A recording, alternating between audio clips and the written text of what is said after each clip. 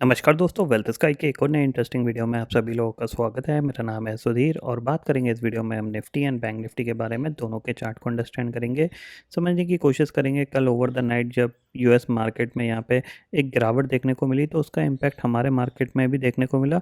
एक gap down opening के साथ शुरुआत हुई, बट आज बैंक निफ्टी की एक्सपायरी थी तो यहाँ पे बैंक निफ्टी पूरा साइडवेज चला गया। कल का एक ब्रेकआउट यहाँ पे थोड़ा सा कह सकते हैं अपने आप को होल्ड करने की कोशिश कर रहा है, बट ब्रेकआउट के बाद फॉलोअप बाइंग थोड़ी सी मिसिंग देखने को मिली है।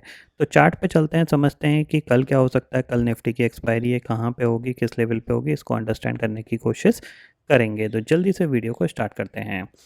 तो सबसे पहले अगर हम करेंटली अगर आप देखोगे तो यूएस मार्केट के में अभी भी जो यूएस फ्यूचर्स हैं, करीब डाउ फ्यूचर 79 पॉइंट नेगेटिव है और नैस्डैक फ्यूचर भी करीब 125 पॉइंट नेगेटिव यहाँ पे दिख रहा है आपको क्लियरली यहाँ पे। और कल एक अच्छी खासी गिरावट देखने को मिली थी यहाँ पे। अगर हम बात करें तो आप देखोगे यहाँ पे कि मेजर इंडेक्सेस में आप जाओगे तो आपको देखने को मिलेगा करीब नैस्डैक जो करीब अराउंड 3% से ज़्यादा गिरा और डाउ भी करीब करीब 1.5% गिरा है। यहाँ पे 626 पॉइंट डाउ गिरा और करीब करीब 577 पॉइंट नैस्डैक गिरा है। तो और दूसरी चीज़ क्या है, S&P 500 विक्स भी काफ़ी तेज़ी से जंप हुआ है, तो ये चीज़ भी ध्यान में रखिएगा। ठीक है, अपने मार्केट में चलते हैं। तो सबसे पहले देखो, अगर हम ऑप्शन चेन डाटा की बात करें तो यहाँ पे निफ्टी के ऑप्शन चेन डाटा में हमें दिख रहा है कि जो 25,200 का लेवल है, ये यहाँ पे एक कॉल राइटिंग में 70 लाख का ओपन इंटरेस्ट खड़ा हुआ है और पुट पे कितना है, सिर्फ 47 लाख का ओपन इंटरेस्ट दिख रहा है।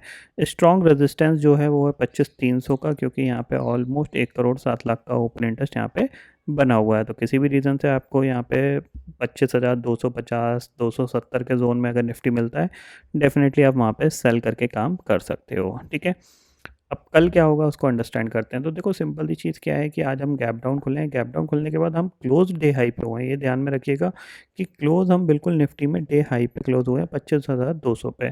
तो कहीं ना कहीं यहीं पे एक्सपायरी होने के चांसेस बहुत ज़्यादा बन रहे हैं। अगर ये स्लाइटली गैप अप खुल जाता है तो थोड़ा करेक्शन करके नीचे की तरफ आ जाएगा, और अगर गैप डाउन खुलता है तो हो सकता है धीरे धीरे बाइंग में यहाँ पे दोबारा से 25,200 तक जाने की कोशिश करेगा। तो यहाँ पे क्या है, आपको किन लेवल पे ध्यान रखना है। अगर ये 25,300 या 280 के आसपास मिलता है तो वहाँ पे एक बार सेल करके काम कर सकते हो, और नीचे अगर आपको 25,100 के आसपास मिलता है वहाँ पे बाय करके काम कर सकते हो। ये चीज़ मैं कंटिन्यू बोल रहा हूँ, क्योंकि जो 25,100 25,050 का जो लेवल है, ये स्ट्रॉन्ग बाइंग का लेवल है।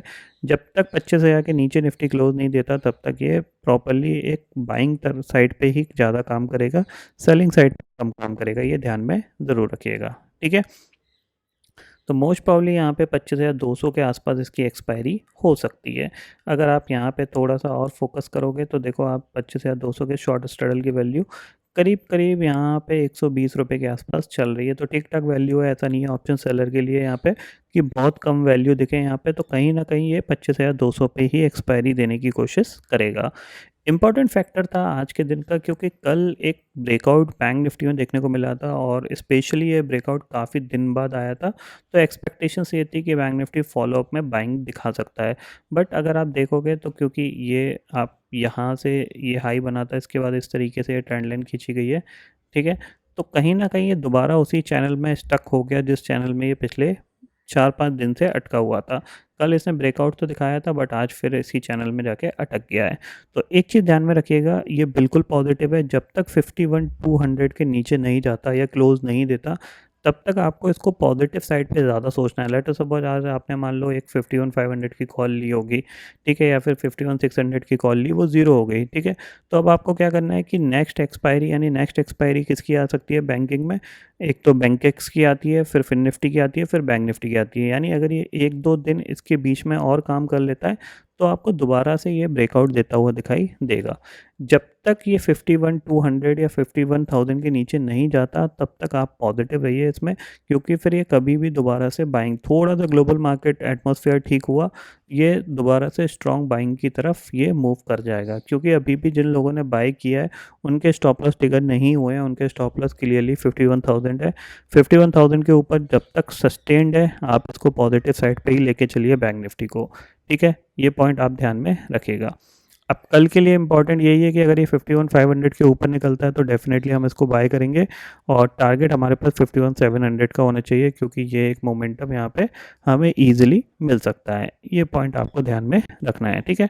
51,200 के नीचे जाएगा तभी हम कुछ सेलिंग वेलिंग के बारे में सोचेंगे, बट यहाँ पे जब तक ये 51,250 या 51,200 के ऊपर सस्टेन्ड है तब तक कोई प्रॉब्लम वाली बात नहीं है।